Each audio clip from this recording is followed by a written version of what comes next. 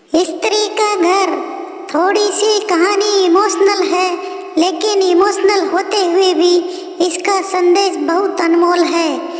दोस्तों, आपकी आंखें थोड़ी नम करने के साथ साथ आपके दिल दिमाग पर यह कहानी छाप छोड़ जाएगी, इसलिए इसे एक बार पूरी जरूर पढ़िए। तुम्हें कितनी बार बताया है, मेरे तैयार होने से पहले मेरा नाश्ता तैयार हो जाना चाहिए। शादी के 25 सालों बाद भी मुझे क्यों बार बार एक ही बात बतानी पड़ती है? लता, तुम्हें क्या है? तुम तो आराम से घर पर रहोगी, मुझे काम पर जाना पड़ता है। तुम हो कि हमेशा बेवकूफ़ों जैसी हरकतें करती हो। अगर तुम यह जानबूझकर करती हो तो याद रखना, मुझसे बुरा कोई नहीं होगा। आज भी प्रशांत का पारा चढ़ा हुआ था। इन कटु शब्दों में अपना गुस्सा उतारते हुए, गीला तौलिया कुर्सी पर फेंकते हुए प्रशांत गुस्से से लता की तरफ देखने लगा। लता के लिए प्रशांत का यह बेवजह का गुस्सा कोई नई बात नहीं थी। वह महीने में 3-4 बार ऐसे ही लता पर बरस पड़ता था। पहले पहले लता उसका विरोध किया करती थी, लेकिन जब कोई सालों तक प्रशांत में कोई बदलाव नहीं दिखा तो लता ने खुद को ही बदल दिया। अब प्रशांत के कुछ ही कहने से लता को कोई फर्क नहीं पड़ता। प्रशांत की हर बात वो चुपचाप सिर नीचे झुकाए सुन लेती थी। शादी के पहले 5 साल तक लता ने पूरी कोशिश की थी कि प्रशांत को बदला जाए, लेकिन फालतू का गुस्सा करना और बाद में लता को भला बुरा कहना, ये मानो जैसे उसकी आदत बन गई थी। कोई भी वाद विवाद होता तो प्रशांत सीधा लता को बोल देता, अगर मैं तुम्हें अच्छा नहीं लगता तो क्यों नहीं चली जाती अपने मायके, क्यों रहती हो मेरे साथ? इतना सब कुछ होने के बावजूद लता प्रशांत के साथ रहती थी, क्योंकि उसे अपनी बेटी की फिक्र थी।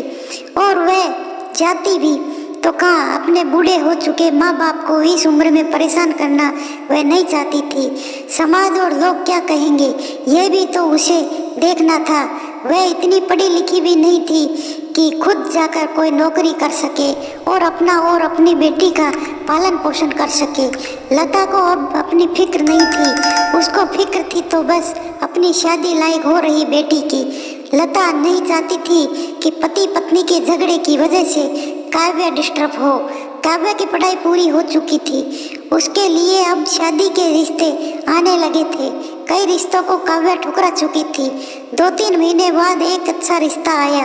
रिश्तेदारों और पहचान के लोगों ने भी लड़के के बहुत गुणगान किए थे।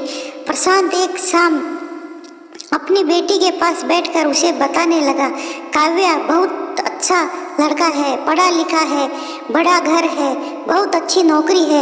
ऐसे रिश्ते बार बार नहीं आते बेटा, इस बार मना मत करना। काव्या अपने पिता से ज़्यादा बात नहीं करती थी, शायद डरती थी या शायद नफरत करती थी, लेकिन आज वो अपनी पूरी हिम्मत इकट्ठा कर बोली, मुझे अभी शादी नहीं करना है पापा, मैं नौकरी करना चाहती हूँ, खुद अपने पैरों पर खड़ी होना चाहती हूँ। हाँ तो उसमें क्या बड़ी बात है? मैंने लड़के से बात की है, वह तुम्हें किसी बात के लिए नहीं रोकेगा। तुम शादी के बाद भी नौकरी कर सकती हो, वह तुम्हें नौकरी के लिए परमिशन दे देगा।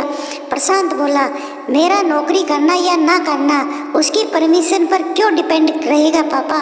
काव्या ने पूछा, मैं कह रहा हूँ ना, तुम्हें किसी भी चीज़ की कमी नहीं होगी वहाँ। ऐसे रिश्ते बार बार नहीं आते, इसे ठुकरा मत, बहुत खुश रहोगी तुम वहाँ। प्रशांत बोला, पापा क्या मैं उतनी ही खुश रहूँगी जितनी मम्मी इस घर में खुश है? काव्या ने तंज कसते हुए कहा, आज तुम्हारी जबान कुछ ज़्यादा नहीं चल रही? प्रशांत गुस्से से आंखें बड़ी करते हुए बोला, पापा मुझे शादी ही नहीं करनी है, क्योंकि शादी के बाद अगर वह लड़का आपके जैसा निकला तो मैं क्या करूँगी? मुझे आपके जैसा जीवन साथी नहीं चाहिए जो बिना बात के मुझ पर हमेशा चिल्लाए। मुझे कुछ भी अपनी पसंद का लेना हो तो 10 बार सोचना पड़े, कहीं वह नाराज हो न जाए। मेरी तबीयत कैसी भी हो उसे परवाह ना हो, रोटी थोड़ी सी मोटी बन जाए तो घर सर पर उठा ले, उसकी चेकबुक ना मिले तो भी मेरा ही दोस्त निकाले और हर छोटी मोटी बात पर मुझे मायके जाने के लिए कहे। काव्या ने अपना दिल खाली करते हुए पापा से सब कह दिया। प्रशांत का गुस्सा 7वें आसमान पर था, लेकिन उसके मुंह से एक भी शब्द नहीं फूट रहा था। वो काव्या की बातें सुन रहा था। काव्या उतना ही बोलकर चुप नहीं हुई। आज पहली बार वह अपने पापा के सामने इतना कुछ बोल रही थी। पापा, आपने माँ के साथ हमेशा गलत व्यवहार किया है। आप अपने ऑफिस का गुस्सा बिना सोचे समझे माँ पर उतार देते हैं। कभी इस बात की परवाह भी नहीं करते कि उन्हें कैसा लगता होगा। आपकी बातें सुन सुन माँ ने अपना स्वाभिमान खो दिया। प्रशांत आज पहली बार अपने किए बर्ताव को महसूस कर पा रहा था। वो इतनी ही बोला पाया, जो तुम्हारा मन है वो करो, मैं तो इतना बुरा हूँ ना। काव्या ने प्रशांत का हाथ पकड़ा और बोली, पापा, मुझे सिर्फ एक सवाल का जवाब दे दो। क्या आप चाहेंगे कि मेरा पति आपके जैसा हो? अगर आपका जवाब हाँ है तो कर दीजिए मेरा रिश्ता आज ही, और ना है तो मुझे आत्मनिर्भर बनने दीजिए। प्रशांत कुछ भी ना बोल पाया और वहाँ से चुपचाप बाहर चला गया। आज उसे लता के सामने जाने में शर्म आ रही थी। चलते चलते उसकी आंखों से आंसू बह रहे थे। प्रशांत ने आज से अपने आप को बदलने का निश्चय किया। अगले दिन से लता ने अपने पति में काफी बदलाव देखा।